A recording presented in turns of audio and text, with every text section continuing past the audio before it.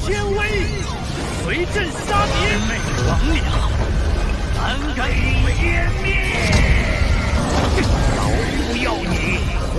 他们所执行的特别任务是什么？违抗违逆阵。我有金条在，可我们应该是16个人，都在你这边。哪怕玉珏，无论你怎么决定，我都。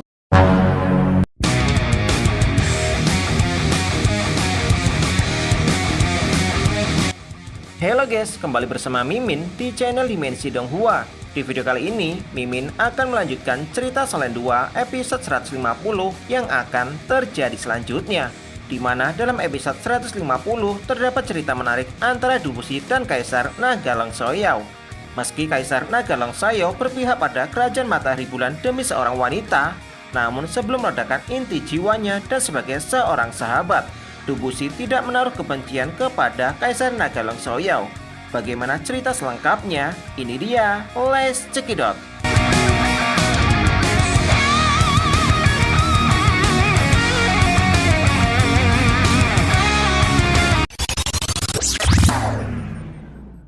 Ketika pertempuran semakin sengit, api di tubuh Dubushi nampak menjadi nyata. Sementara Longsoyao tidak lagi bisa berbuat apa-apa terhadap serangan brutal Dubushi. Dan yang bisa dia lakukan hanyalah mencoba menghentikan Dubushi tetap bertarung di atas langit. Namun Dubushi mengatakan apakah Longsoyao benar-benar berpikir dapat menghentikannya. Dan meminta kepada Longsoyao untuk berhenti memanggil Yeshisui.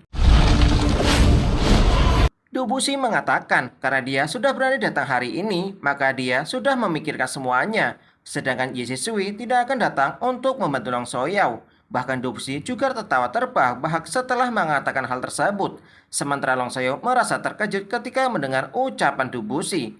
Dia menyadari ada sesuatu yang aneh di balik ucapannya tersebut. Longsoyao kemudian bertanya kepada Dubushi kenapa dia melakukan hal ini. Apakah dia benar-benar berpikir dapat membunuh Sutiantran dengan cara seperti ini? Yang dimana Sutiantran memiliki begitu banyak insinyur jiwa tingkat 9 yang melindunginya. Bahkan jika Dubushi benar-benar menghancurkan inti jiwanya, hal itu masihlah belum cukup untuk membunuh Sutiantran.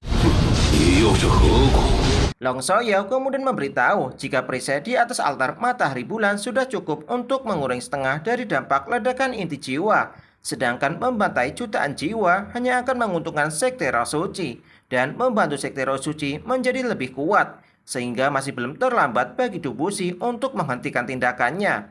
Longsoyao berjanji jika dia akan membantu Dubushi untuk memadamkan api kehidupannya dan membiarkannya pergi. Mendengar hal itu membuat Dubushi tertawa. Kemudian kata-katanya bergema di telinga Longsoyao. Dubushi mengatakan jika tentu saja dia tahu apa yang dibicarakan oleh Longsoyao, di mana mereka berdua telah hidup selama lebih dari 200 tahun. Hanya saja cara berpikir mereka berdua berbeda. Dubushi mengatakan jika dia dapat melihat jika Longsoyao masih seorang manusia yang memiliki hati. Jika tidak, Longsoyao tidak akan pernah muncul di tempat ini. Dubushi memberitahu jika sebenarnya tindakannya ini hanya bagian kecil dari keseluruhan misinya. Apakah Longsoyao benar-benar berpikir jika dia akan mati sia-sia? Dubushi mengatakan jika dia memiliki beberapa luka yang tidak dapat dia sembuhkan setelah menghadapi invasi dari kerajaan Matahari sebelumnya. Dia juga menyadari jika dirinya sudah terlalu tua, sama seperti Master Muon ketika menjalani hidupnya dengan luka serius. Bahkan setiap hari kemampuannya semakin menurun, apalagi untuk menjadi seorang Ultimate Luo. Bahkan dia juga tidak yakin tetap bisa menjadi Transcendental Luo dalam beberapa tahun ke depan.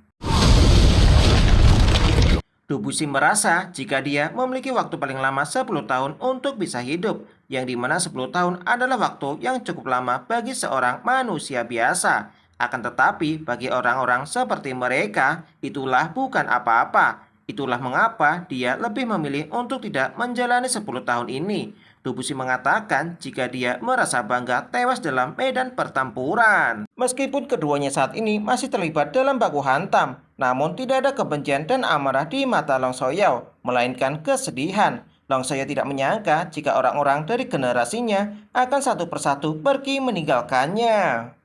Dubusi mengatakan jika kemunculannya hari ini adalah bagian dari rencananya yang telah dia susun, karena dia akan segera pergi meninggalkan dunia ini, maka aturan dunia Doluo tidak lagi berguna baginya. Dubusi bertanya apakah dia benar-benar berpikir jutaan nyawa di bawah sana dapat diambil dengan begitu mudah. Apakah Longsoyo benar-benar tidak mengetahui kartu truf apa yang dimiliki oleh kerajaan Matahari Bulan?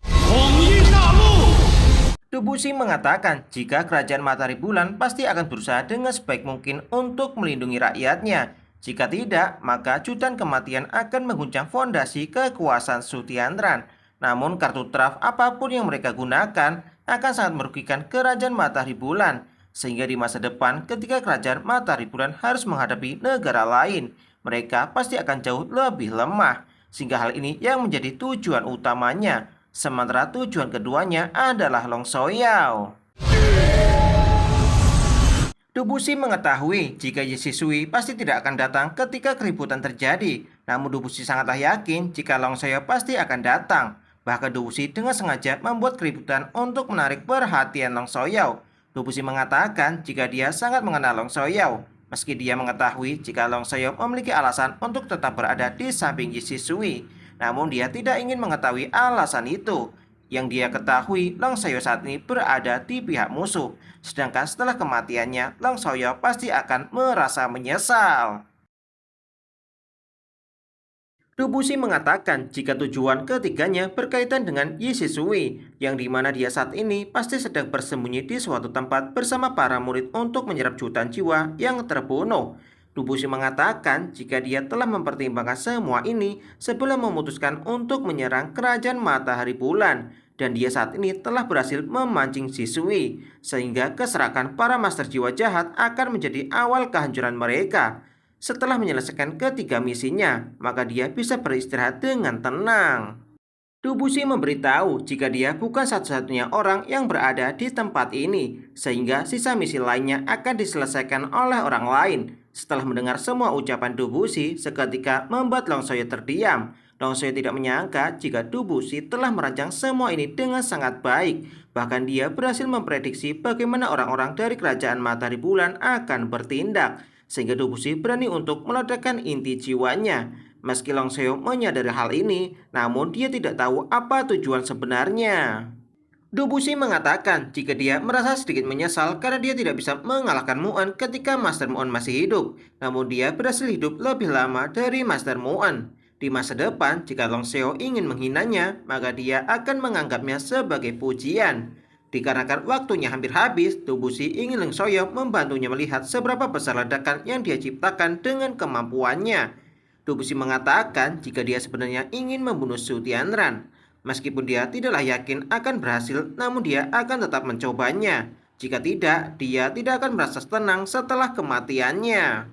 Tidak berselang lama setelah Dubusi selesai menyampaikan pesan tersebut kepada Longsoyo, dia kemudian tertawa dengan puas dan tubuhnya membeku di udara. Bahkan seolah-olah seluruh langit menjadi sunyi, sehingga membuat Longsoyo merasa terkejut dan sebuah cincin cahaya putih perak misterius muncul di sekitarnya. Dubusi kemudian tersenyum ke arah Longsoyo untuk terakhir kalinya dan sebuah lubang hitam terbuka di atas langit, sehingga membuat puluhan ribu orang yang berada di dekat altar langsung tersedot ke dalamnya. Tubuh Dubusi kemudian berubah menjadi kristal besar berwarna hijau giok, sehingga membuat Longsoyo merasa terkejut dan mengakui jika Dubusi sangat luar biasa. Longsoyo dapat merasakan jika inti jiwa Dubusi telah ditingkatkan ke level Master Jiwa Ultimate Doluo. Sementara ketika semua orang menatap ke arah langit dan beranggapan bencana akan datang, 4 cahaya berwarna putih melesat ke arah langit. Sementara itu, meski Sutiandran masih terpengaruh oleh inti jiwa Dubusi, namun dia masih bisa bergerak di atas perlindungan altar persembahan. Sambil mengangkat pedangnya, Sutiandran mengatakan jika dia telah dimanjakan oleh langit dan mewarisi tahta. Sutiandran juga mengatakan jika hari ini dia akan meminjam kekuatan langit dan menghabisi siapapun yang mengancam kehidupan rakyatnya. Sebuah cahaya emas kemudian bersinar di tubuh Sutiandran. Sedangkan setelah pengisian inti jiwa berakhir, cahaya putih menyilaukan menyambar penghalang altar persembahan dan suara nyaring terdengar sebelum ledakan besar terjadi. Setelah ledakan tersebut, tekanan yang sangat luar biasa yang nampak seperti kekuatan surgawi mulai meningkat hingga ke tingkat maksimum, sehingga membuat Su Tianran menjadi gelisah dan berjuang untuk menahan tekanan yang sangat luar biasa. 9 cincin jiwa Su Tianran kemudian terlihat menampakkan diri, namun ledakan seorang Ultimate Doluo berhasil menembus 2 garis perisai altar persembahan, sehingga membuat Su Tianran tersungkur ke tanah dan mengeluarkan seteguk darah. Sementara itu, Jushi yang berada di samping Su Tianran segera melindungi Su Tianran dan menyalurkan kekuatan jiwanya untuk menyembuhkan luka Su Tianran. Namun Jushi merasa terkejut setelah mengetahui jika hal ini tidaklah berhasil, sehingga Jushi segera membawa Su Tianran dan memberitahu kepada rakyatnya jika kaisar mereka telah menggunakan dirinya sendiri untuk menarik kekuatan langit dan menghancurkan musuh. Meski musuh telah tewas, namun kaisar mereka juga ikut terluka.